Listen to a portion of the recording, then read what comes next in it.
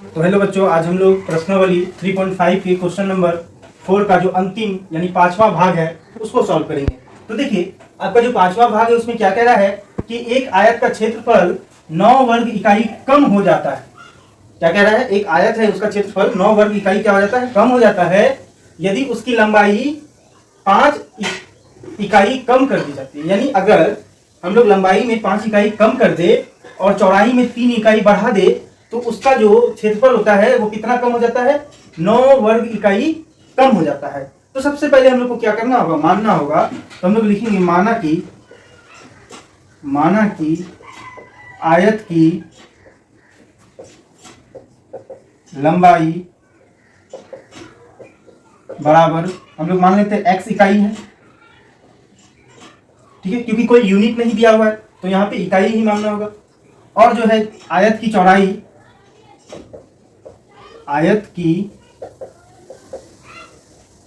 चौड़ाई बराबर y इकाई।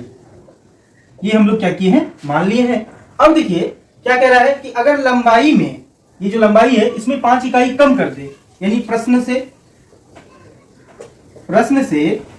क्या कह रहा है कि अगर लंबाई में 5 इकाई कम कर दिया जाए, यानी लंबाई क्या x में 5 इकाई कम कर दिया जाए, और क्या कह रहा है कि चौड़ाई में, ठीक है, और चौड़ाई में 3 इकाई बढ़ा दिया जाए।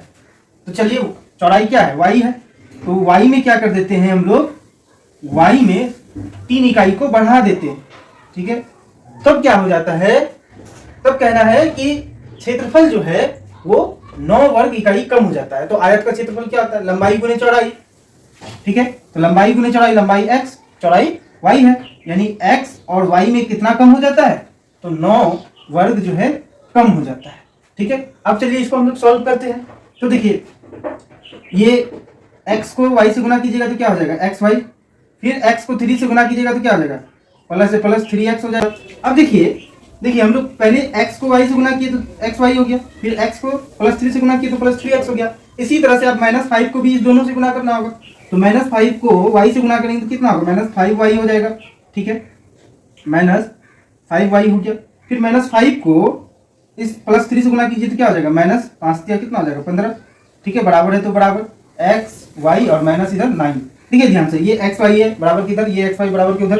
देखिए दोनों प्लस में यानी कट गया, क्योंकि एक इधर आएगा तो माइनस हो जाएगा। अब देखिए आपके पास क्या बचा? 3x -5y -15। अब देखिए इधर बराबर के उधर -9 है, ठीक है। तो आपको -9 अभी लिख देते हैं।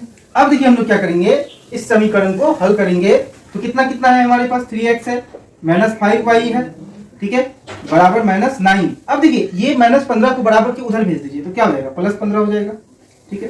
तो 3x -5y बराबर क्या हो जाएगा? 15 में से 9 किया तो 6 बचा। तो देखिए ये जो हो गया आपका समीकरण 1 हो गया। तो हम लोग क्या किए, जो पहले जो आपका प्रथम प्रश्न कह रहा था उससे हम लोग समीकरण 1 निकाल लिए हैं। अब हम लोग जो है देखते हैं दूसरा स्टेप में जो है क्या कह रहा है। अब देखिए फिर आपका जो पुनः जो प्रश्न से क्या कह रहा है, तो हम लोग पहले लिख देते हैं पुनः प्रश्न से। तो देखिए दोबारा जो आपका इसमें कह रहा है शर्त, क्या कह रहा है कि यदि हम लंबाई को 3 इकाई और चौड़ाई को 2 इकाई बढ़ा दे, यानी लंबाई तो x माने थे हम लोग, x में 3 बढ़ा दे, ठीक, यानी लंबाई में 3 जोड़ दे और चौड़ाई में कितना? 2 जोड़ दे। चौड़ाई क्या माने थे?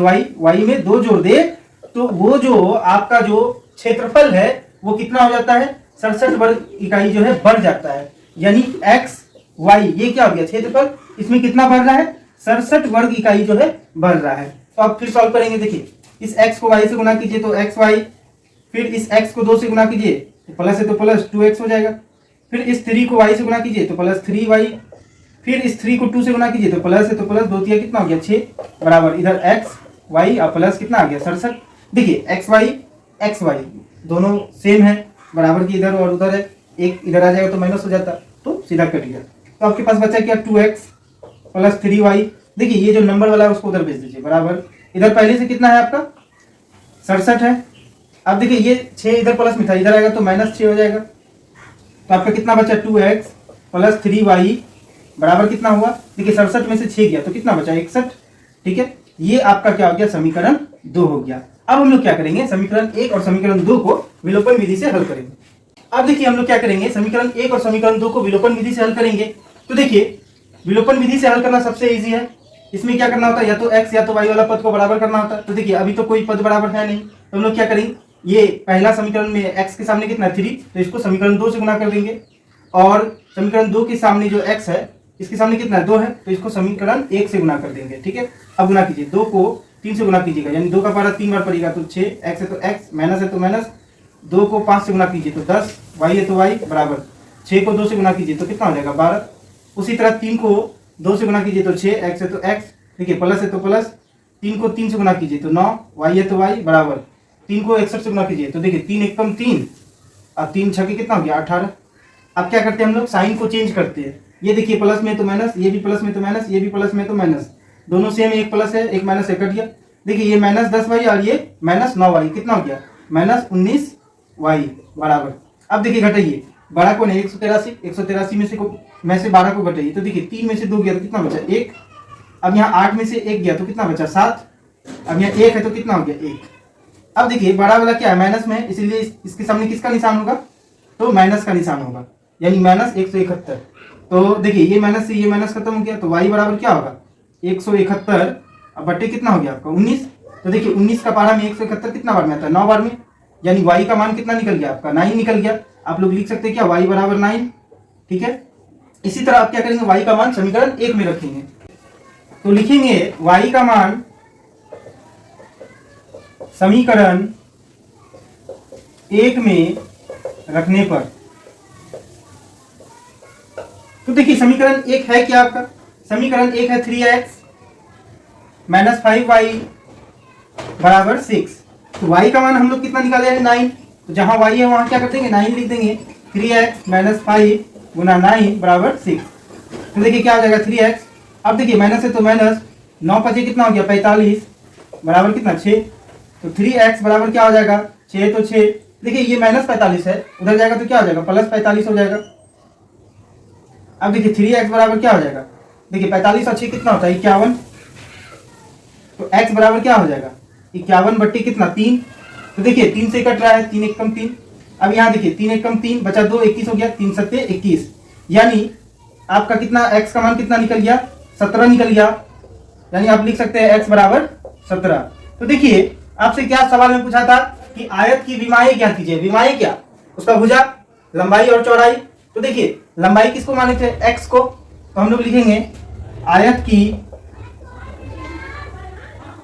लंबाई बराबर x। ठीक है, तो x कितना आया आपका 17, तो 17 हो गया, और क्या माने थे इकाई, तो 17 इकाई हो जाएगा आपका। इसी तरह से आयत की चौड़ाई को क्या माने थे हम लोग y का मान अभी हम लोग कितना निकाले देखिए 9, तो क्या हो जाएगा आपका 9, और देखिए इकाई है तो इकाई। तो देखिए हम लोग जो प्रश्न वाले 3.5 है इसको पूरा कंप्लीट कर लिए हैं। नेक्स्ट वीडियो में हम लोग जो है 3.6 के सवालों को हल करेंगे।